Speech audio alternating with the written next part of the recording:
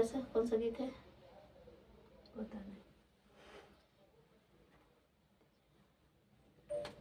कौन है गीत है? कन्यादान।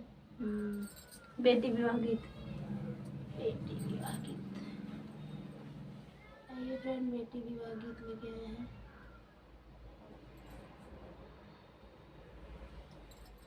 बेटी के बाबा हो बेटी गोहराम अरे लिहले नी गोद बैठाई रे ललनवा अरे लिहले नी गोद बैठाई रे ललनवा कवन कवन सुख की हो मोरी बेटी अरे मोरे आगे दे देव बताई रे ललनवा अरे मोरे आगे देत्यू बताई रे ललनवा खाड़ चिरऊ जी के भोजन बाबा अरे कड़ुआर दिलया स्नान रे ललनवा अरे कड़ुआर दिलया स्नान रे ललनवा रतना से जरिया बाबा मोरी सोवा नरिया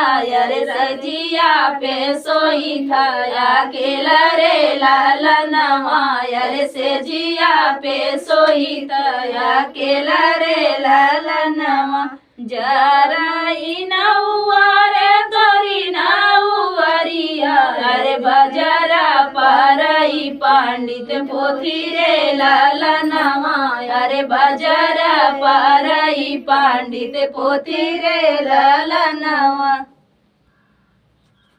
मारे नी बेटी के कहवा बियाहला अरे से जिया पे सोवतिया केला रे ललनवा अरे से जिया पे सोवतिया केला रे ललनवा जरई नौआ रे तोरी नौअरिया अरे बजरा पारई पंडित पोथी रे ललनवा अरे बजरा पारई पंडित पोथी रे ललनवा कवनई बरा मोरे बेटी के खोजा अरे से जिया पे सोवतिया केला रे ललनवा अरे से जिया पे सोवतिया केला रे ललनवा उसर गोड़ी गोड़ी खाकर बोए अरे नाही जाने तीत